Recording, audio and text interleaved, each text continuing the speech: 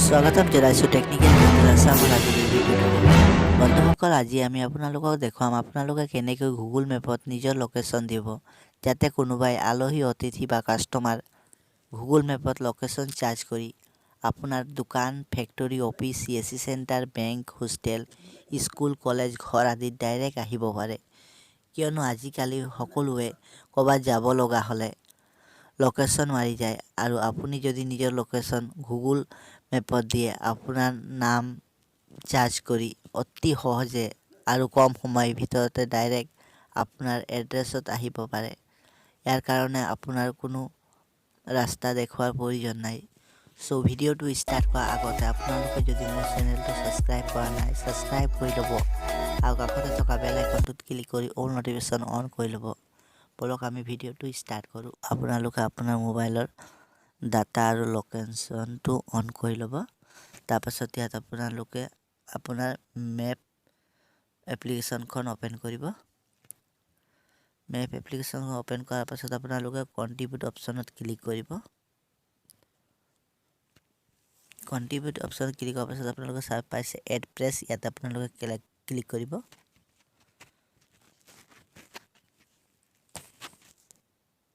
এড্ৰেছত ক্লিক কৰি আপোনালোকে প্ৰথমে চাইছে প্লেচ নেম।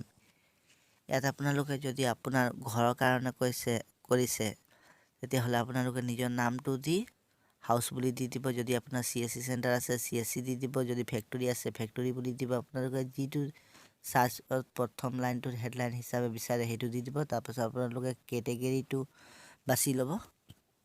আপোনালোকে ঘৰৰ হয় যদি ঘৰত দিব, ফেক্টৰী হয় যদি ফেক্টৰী দিব, স্কুল কলেজ হয় যদি স্কুল এডুকেশ্যন দিব। তাৰপাছত আপোনালোকে এড্ৰেছ দিয়া আছে, ইয়াত আপোনালোকে আপোনাৰ এড্ৰেছটো টাইপ কৰিব।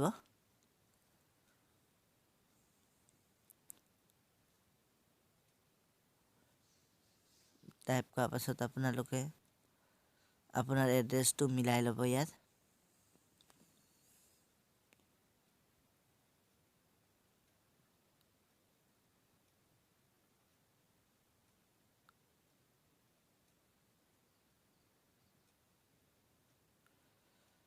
আপোনালোকে এডিট মেট লোকেশ্যনত গৈ আপোনাৰ এড্ৰেছটো মিলাই ল'ব।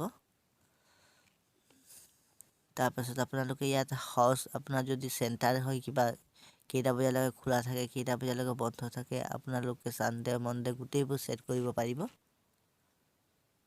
ইয়াত আপোনালোকে টাইমকেইটা দিব পাৰিব।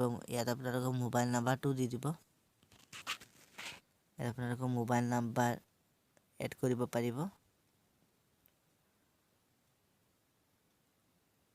ইয়াৰ পাছত আপোনালোকে যদি ৱেবছাইট আছে ৱেবছাইট দি দিব।